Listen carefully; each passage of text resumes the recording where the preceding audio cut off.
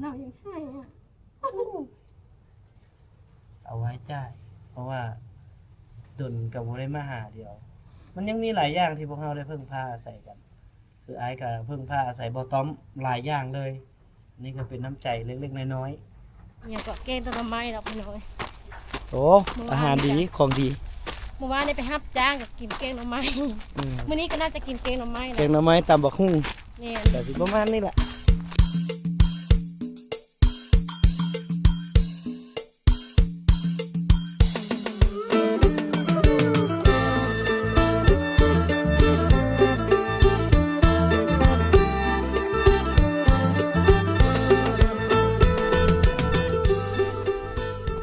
โอ้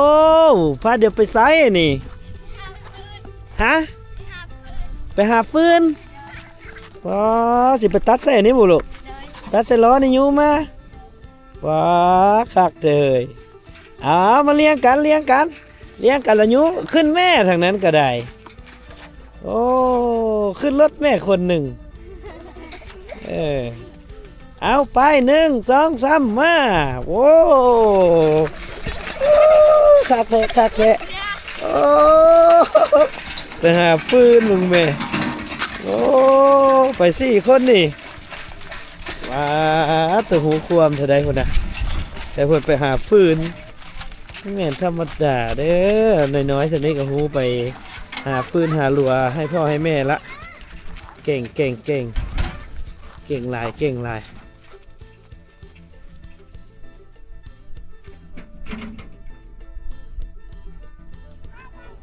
สบายดีเนาะท่านผู้ชมพบกับว่าแต่คำหน้ากายอยู่ที่บ้านนาดีเมืองมหาไซแขวงขมวนอยู่ที่บ้านบ่าวต้อมสาวจ้อยอีกครั้งหนึ่งที่บ่าวแต่คำเดินทาง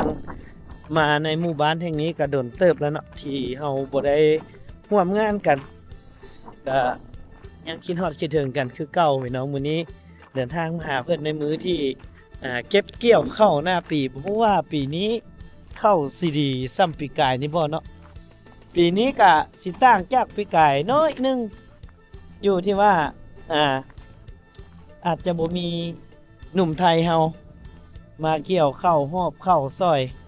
คือกับทุกๆปีเพราะว่าหนุ่มไทยเฮาก็ได้ออกจาก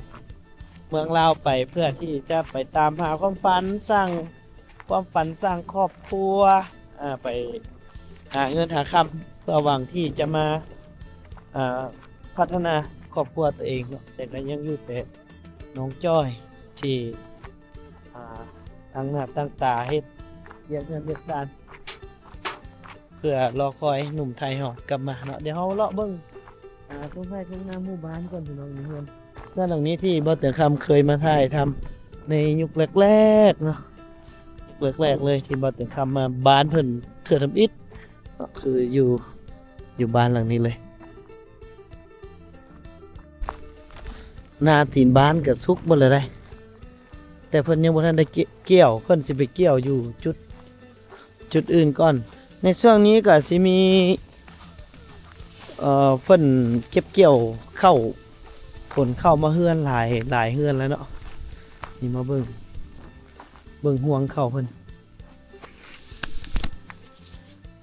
นี่สุกเหลืองเป็นน่าจะเป็นเกี่ยวบ่แล้วล่ะไปคนเข้าวะไปคนเข้าบ่ไปคนเข้าพี่น้องนั่นก็ได้เขาเจ้าเกี่ยวแล้วแหละเขาเจ้าสิปั่นอยู่ทุ่งหน้าเลยเขาเจ้าสิบ่ได้ตีคือแต่ก่อนแล้วนะเดี๋ยวนี้ฮะเขาเจ้าสิปั่นเอาเขาเกี่ยวมาแล้วเขาก็ปั่นนี่ก็เพิ่นน่าจะไล่เป็นเป่าเนาะสิบ่ได้เป็นค่าให้งานคือทุกมือนี่มันจะไล่เป็นแบบว่า10 เป่าทอดเป่า1ลักษณะ10 เป่าแหละเป่าที่11แล้วเพิ่นแหละจะเอาเป็นข้าวเลยบรรยากาศดีขนาดเลยพี่น้องครับขนาด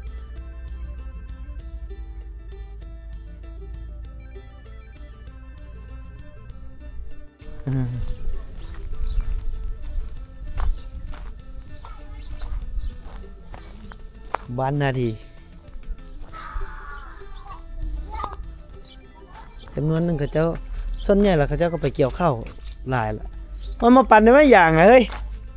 มาปั่นได้ไหมบ่ได้บ่ซื้อได้บ่ขายบ่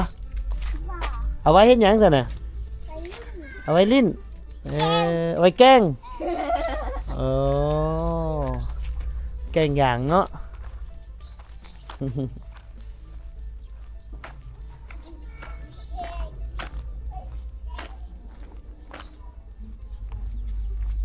เพิ่นไปหน้าเพิ่นเงียบกิ๊บเลยบ้านเฮือนยังแต่เด็กน้อยแล้วก็จำนวนหนึงก็สิแม่นผู้เฒ่าว้าคักเลยฟังวิทยุอ่อนี่เบิ่งคลิป ตอนนี้เขาจะอายุเท่าไหร่ โอ้ยมีความสุขคักแท้นานแล้วละโอ้โอ้หลังจากแล้วให้แล้วหน้าก็มานั่งเบิ่งคลิป ความสุขขนาดโอ้สองพ่อลูกนี่สบายดี มาดี โอ้ น้องตะมานถึงให้ป้าจ้อย สบายดีนะแม่เฮ้ ลู ย กสบายดีเพื่อนนะวะสบายดีลูกเตียงไว้ สบายดีก่อน เป็นไรโอ้ยล โอ้ ก ย ขึ้นแล้วไหมลูก เต็มใจอยู่บ่ เป็นอันนี้นะเอาปีกรถได้โอ้ไปมาเฮือนพุ่นล่ะ กำลังที่ผ่านน้องพลอยไป จะอยู่บ่ ช่างว่าเห็นเมื่อเช้านี่เห็นอยู่นะ บ่จังหน่อยว่าสิมานัดป้าจ้อยเดี๋ยวออกมาทางนี้แหละเนาะ นั่นแหละ เอาแต่ย่างไปทางนี้ก่อนจังหน่อยซั่นนะ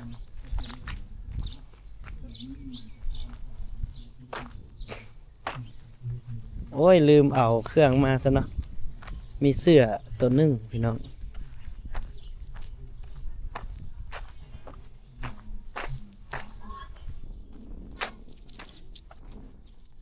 เดี๋ยวย่างมาหาน้องพลอยหน่อยหนึงก่อน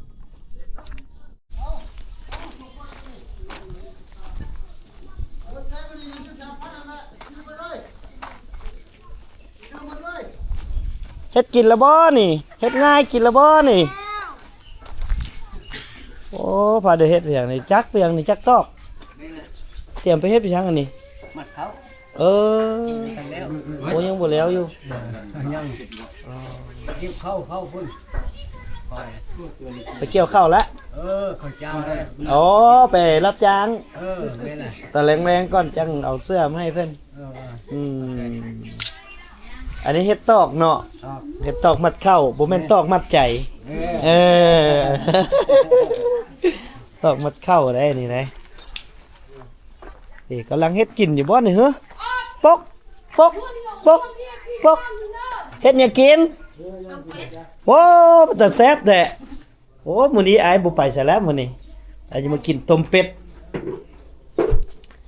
เบิ่งมาเบิ่งต้มเป็ดน้องสาวก่อนเพื่อ มันคืออยากสมัครว่ะเบิ่งต้มเป็ดเถแล้วเราบอกข้าวเหรอนะ ยังบ่แล้วคัดเดี๋ยวสิปั้นจะแล่น ซ้ำเนาะมื้อแรงซ้ำโอ้มาเบิ่งต้มเป็ดเพิ่นพี่น้องพี่ต้มเป็ดมาเบิ่งดูเบิ่งต้มเป็ดก่อนเด้ออึ๊บโอ้ยฝดคักขนาดเลยนี่แล้วนะอยู่บ้านสามีแล้วบ่เมื่อเกี่ยวอยู่บ้านเนี่ยบ่ มื้อ เอายังเมื่ออีกบ่ มื้อใส่ของ แล้วบ่แม่นว่าเขาสิแล้วก่อนบ่ไอ้ว่า พอแล้วก่อนแล้วก็บ่ได้มื้อ เนาะไอ้ก็ว่าสิไปอันใส่บัวทองอยู่ได้ไอ้ว่าสิไปทางพุ่นอยู่บ้านเจ้าหน้ากระทิงเนาะ โดย บ้านนากระทิงนี่ห่างจากศรีวิไลไกลบ่ ไก่ได้สักสิบไปละ โอ้บ่ไกลซั่นน่ะฮอดทางอย่างฮอดจนเบิดแล้ว น่าจะมีทางอย่างเอาพี่น้องกำลังเฮ็ดกินง่ายเลยเอารบกวนน้องเพิ่นเท่านี้ก่อน อันตากินข้าวเดี๋ยวเด้อ โดยโอ้สาวพอยไปอันนั้นบ่ ไปเกี่ยวข้าว ไปรับจ้างเกี่ยวข้าว เลย สาวพอยไปรับจ้างเกี่ยวข้าวแล้วพี่น้องเอาคือทุกคนนี่กำลังแบบไปเอาข้าวมาเลยนะพี่น้องเอ้ยเขาเจ้าเกี่ยวข้าวเกี่ยวน้ำเบิ่นล่ะได้แถวนี้น่ะโอ้เขาเจ้าเกี่ยวข้าวสิแล้วบ่ล่ะฤดูกาลเลยแหละยามนี้น่ะนี่เบิ่งเฮือนนี่ก็ เอาเฟืองมาให้ควาย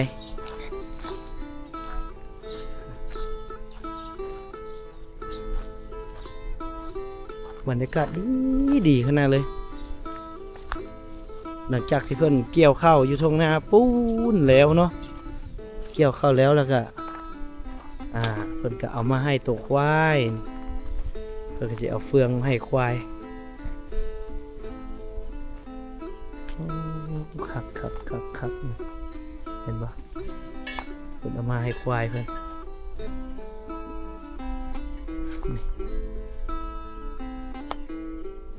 ควายเพิ่นคือว่าเฟืองใหม่ๆแบบนี้นี่ควายน่าสิมักแฮงขนาดเลย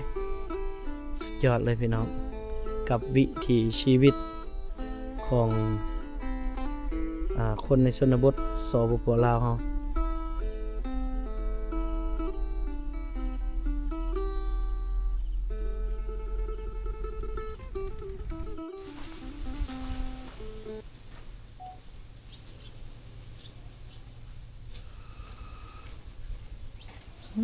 แม่น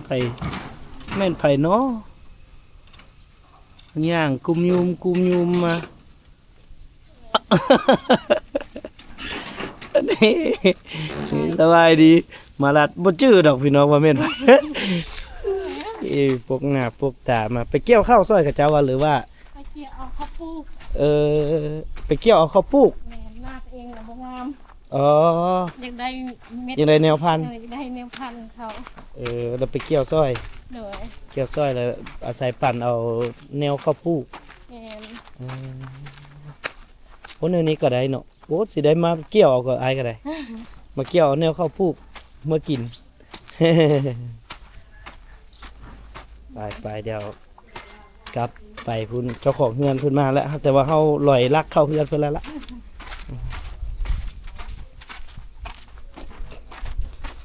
วันนี้ ยังบ่ทันได้ขึ้นแต่ละพอมาก่อน มื้อนี้เพิ่นก็อยู่ผู้เดียวสายเดียวสามีบ่อยู่พี่น้องเอ้ย สามีไม่อยู่เราก็ต้องสู้คนเดียว แม่น โอ้เพิ่นมาขายตูนะแม่บ้านนาดีคนเข้ามาหลายแล้วในช่วงนี้จังน้อยนี่แห้งหลายแล้วโอ้ยตู้ใส่ของกินตัวนะ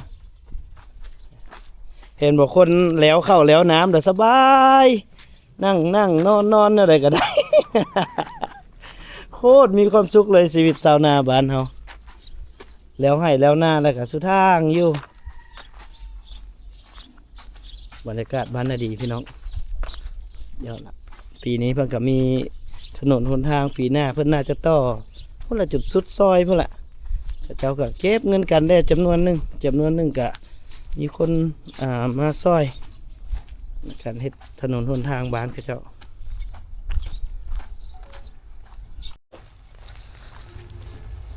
น้องจ้อยปกติเฮาไปซอยเพิ่นแบบนี้นี่เฮาถือเข้าไปกินน้ำวะ แม่น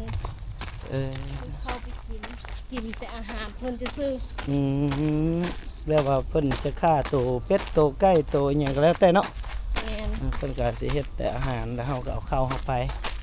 คาบเดียวมันบ่ แม่นส่วนหลายก็เพิ่นก็จะอีหยังก็แกงต้นไม้ดอกพี่น้อย โอ้อาหารดีของดี เมื่อวานได้ไปรับจ้างก็กินแกงหน่อไม้มื้อนี้ก็น่าจะกินแกงหน่อไม้ แก นะ งหน่อไม้ตำบักหุ่ง แม่น ก็สิประมาณนี้แหละย่างเคิมมากับต้มไก่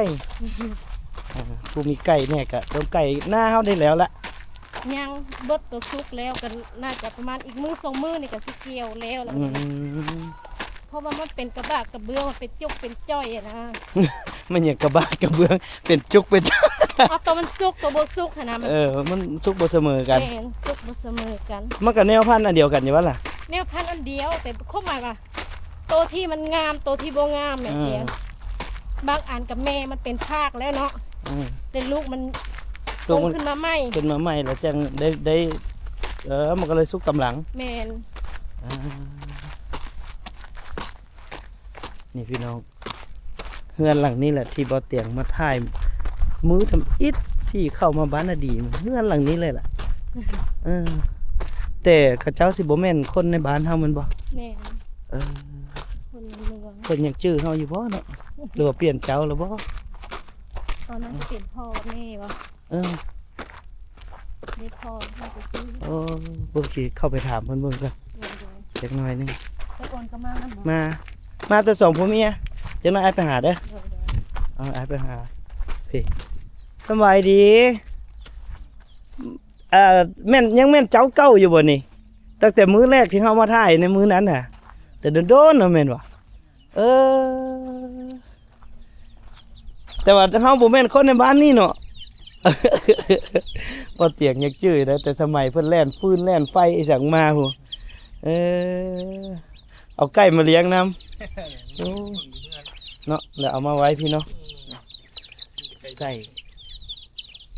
มาแม่นล่ะมาหน้าก็เลี้ยงไก่พี่น้องเลี้ยงเป็ดเลี้ยงไก่พี่ปีหนึงมาอยู่หน้านี่จักมื้อ มาแต่ช่วงดำกับช่วงเกี่ยว เออ งามนี่แหละ ฤดูวันปลูกเนาะฤดูดำแล้วก็มาตอนฤดูเกี่ยวเพิ่งนี่เอาเพิ่นเอาตัวไก่มาเลี้ยงนำนี่โอ้เพื่อเมื่อนี่ก็ปีกป่องหมดแล้วนี่ อันนี้เลาะเบิ่งมีน้ำสร้างอยู่ได้อพี่น้องเดี๋ยวเลาะเบิ่งหน่อยหนึงเด้อยังคือเก่าได้อพี่น้องน้ำสร้างเพิ่นน่ะเอ้ยตื่นๆโอ้เพิ่นใส่ครอบแล้วเนาะมาปีนี้เพิ่นใส่ครอบแล้วนี่ป๊าดตัวน้ำสร้างก็อยู่นี่เลยนี่อยู่เบิ่งเต็มอยู่บ่โอ้เต็มเลยเอาหยังตักนี่นางเอาตะขอนี่ป้าเอาตะขอนี่เลยติเฮ็ดให้เบิ่งดูเฮ็ดให้เบิ่งดูเอาคู่มาอันใส่ตะขอตักลองเบิ่งดูนี่คันผู้ใดอยากหวนคืนวิถีชีวิตแบบเดิมๆเก่าๆนี่เห็นเลยนี่ให้น้องเพิ่นซื้อหยังอีล่ะ ชื่อนิ้มน้องนิ้มให้น้องนิ้มตักให้เบิ่งนี่ปุ้มลงเลยเถอะเบิ่งเด้อเบิ่งเด้อนี่บ่มีรูดเนาะอันนี้เนาะนั่นแล้วก็เอาไปอาบพี่น้องสบายคักบ่อยู่ไปสิคัก ผู้มักก็คักพี่น้องเอ้ยอยากอาบก็ตักขึ้นมาอาบความมาสะดวกสบายอยู่นี่น้ำไฟเพียบพร้อมทุ่งนาพร้อมวิวงามธรรมชาติดีสุดยอดเลยแหละพี่น้องผู้ใดได้มาอยู่ได้มาพักแบบนี้นี่โอ้ยคักแห้งพี่น้องเอ้ยลมสะพัดโอยเดือน11เดือน12เข้ามาแล้วกะบอกอันนี้ก็คือบ่งบอกถึงต้นฤดูหนาวเลยพี่น้องกะฤดูหนาวนี่ก็ผู้ที่ยังโสดก็เริ่มอยากหาคู่ละตอนยามนี้แหละออกพรรษาแล้วเนาะโอเคเข้าใจเด้อเข้าใจหลายๆ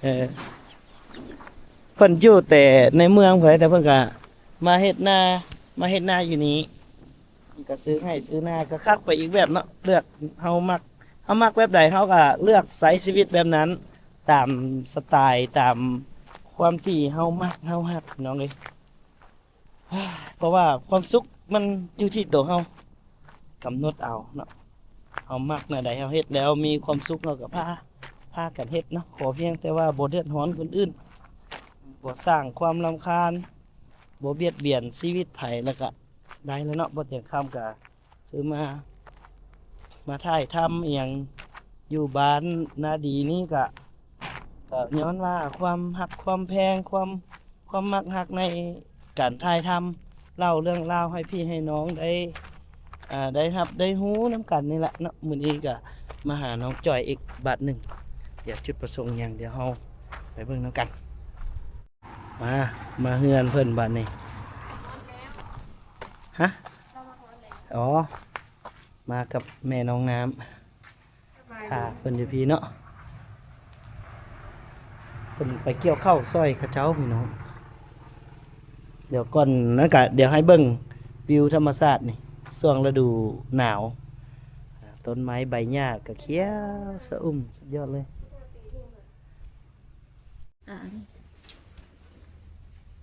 ขายตู้บ่ขายแพงบ่บ่แพง บ่แพงดอกตู้ใส่เครื่องบ่ตู้ใส่หยังใส่เครื่องอ๋อ ตู้อีหยังก็ตู้กับข้าวมันเท่าใดนะ โอ้เพิ่นว่าบ่มีเงินแล้วย่างไปเบิ่งแล้วได้นะ อืม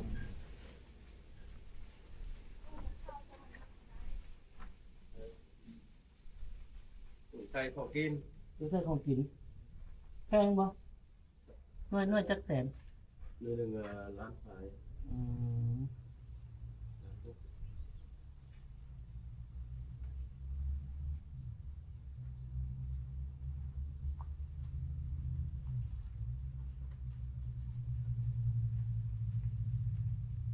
ได้บ่ ไม่1.6 ล้านเนาะ จะขายดีอยู่บ่ บ่ได้ขายมึงยามนี้เขาไปให้ไปนาเมด เขาเจ้าบ่อยู่เฮือนนั่นน่ะ ไปให้ไปนาเมดไปกัน โดยขอบใจเด้อหลายเทื่อจึงซื้อซอย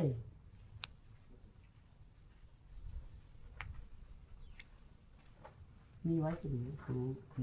ตู้ใส่ของอยู่ของกินนะ โอเคตอนนี้ละน้องเลย โดย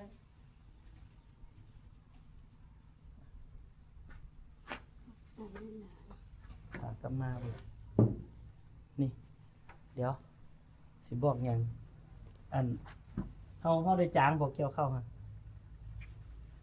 ยังบ่ทันในจางเฮืออันนี้ก็เกี่ยวเอง เกี่ยวเองทอดกระทงนั้นก็ทุ่งนั้นขั้นจ้างเบิดหลายบ่ จ้ะประมาณ มือเท่าไหร่ละเดี๋ยวนี้ มือละเศษ30บางคนก็เศษ20บางคนก็เศษ5 ก็ถือว่านี่ อันนี้ เนาะ เทมบ้าน1เศษ5แต่ยังบ่มีคนไป มันก็ความหมายว่า ค ถ้าน สมมุ น้อย ติเศษ5เนาะเขาก็จะขึ้น 11:30อย่างประมาณนี้นะ อืม ถ้าสมมุติเศษ30ก็สมมุติว่าเศษ30 11 ก็ โมง 10 โมงหรือว่า11 โมงยัง เขาก็ขึ้นไว้เนาะ แม่น11 โมงยังก็ขึ้น คนที่เศษ30อ่ะถ้าว่าเศษ5นี่ก็11 โมงครึ่ง ถ้า2 แสนแล้วมื้อ จ้ะอันนี้ก็บ่รู้เหมือนกันก็สิเป็นแบบนั้นบ่แผนงานน่ะ แต่หน้าอยู่หนองดงแล้วเนาะ แล้วยังเป็นควัน อันนี้ไอ้แหละไอ้มีตัวหนึงให้ไอ้เอาให้เดี๋ยวตัวนี้ฮะนะให้ไว้เกี่ยวข้าวเพื่อได้เข้าวใหม่ เอ้า ซอยกัน โอ้ยอย่าลายหน่อย ปีละเทื่อไอ้เอาให้อีหลีแต่อันนี้ครอบครัวไอ้อันนี้เอาให้อีหลี โอ้ยลายเพื่อ ซื้อ เล ข ย องกิน ต้องรับต้องรับ เพราะว่าเขามากินข้าวตลอดนะอันนี้นี่เอาไว้เกี่ยวข้าวแต่ว่าไปเฮ็ดหยังกันแล้วแต่เพิ่นบ่แม่นเท่าได้เกี่ยวข้าวหรอกมีหยังก็ช่วยกัน เล็กๆน้อยๆน้ำใจเด้อ คัน โดนแล้วบ่ได้มาหา ไให้ซ้ำนี่ ที่สุดเลย นะ เท่าไหร่ ถึกอัน1,000เลข3โต500,000 500,000แต่ว่าเงินน้องสาวให้เงินอันผู้ใดก็น้องสาวทางเทิงเนาะเอาให้ซื้อ เอาให้ซื้อก็จะให้ซื้อ 10,000แล้วพอดีถึกแล้วก็เลยเอาให้กับเจ้าครึ่งหนึง ให้กระเจ้าครึ่งหนึงปันกันเงินล้านปลาย ให้กระเจ้า200,000ที่เหลือก็มาปั่นน้องจ้อยเฮงน้ำกันขอให้เฮงๆให้บ่ต้องหาเงินหาค่ำได้หลายๆเลยลายแต่สุดท้ายก็บ่ได้จ่ายหน่อยมีแต่ซีนมีแต่ภาระลายอันพันอย่างอย่าเฮ็ดแบบนี้นะ เอาไว้ได้ เรายังให้อ่ะ เอาไว้จ่าย เพราะว่าดนกับบ่ได้มาหาเดียว มันยังมีหลายอย่างที่พวกเราได้พึ่งพาอาศัยกัน คืออ้ายก็พึ่งพาอาศัยบ่ต้อมหลายอย่างเลย นี่ก็เป็นน้ำใจเล็กๆน้อยๆที่ว่าเทื่อใดพอมีเล็กๆน้อยๆก็ปันกันทุก ช่ เทื่ ว อง บ่ นี้แห ต้อ ละ ม ช่วงนี้แหละบ่มีเวลามาบ่แม่นหยังดอกเด้อยังสิมาอยู่ มาหากั มัน นถึกช่วง ที่จริงอยาก มัน อยากซื้อหมูกระทะมาเฮ็ดกินน้ำกันพุ่นแหละแต่มันบ่มีเวลาอีหลีแต่ตอนนี้นี่ซอยน้องเกี่ยวข้าวซอยเกี่ยวข้าวถึงว่าสิบ่ได้มาดนก็ตาม แต่ความมักความแพงคือเก่าแล้วก็คือบ่ต้อมไปพุ่นก็เพิ่นก็ตั้งใจเต็มที่ก็เห็นทุกอย่างนะ เห็นหลายสิ่งหลายอย่างคือเพิ่นก็ภาระหลายอัน เนาะปัญหาที่พวกเราเจอนํกันมาก็หลายสิ่งหลายอย่างก็บ่มีปัญหาดอกน้อยมันก็พลาดบ่เกินปีนี้ปีหน้าก็สมบูรณ์นํกัน เป็นกำลังใจให้ขอให้สู้ๆ ขอมุกขอบใจหลายๆที่ยังไอ้อ้นกัน อืม มุกสิว่ามันแน่นอ่ะอันนั้นอิ่มใจแฮงแล้วก็ดีใจ ก็มีแต่ไอ้น้องแท้มาเบิ่งกัน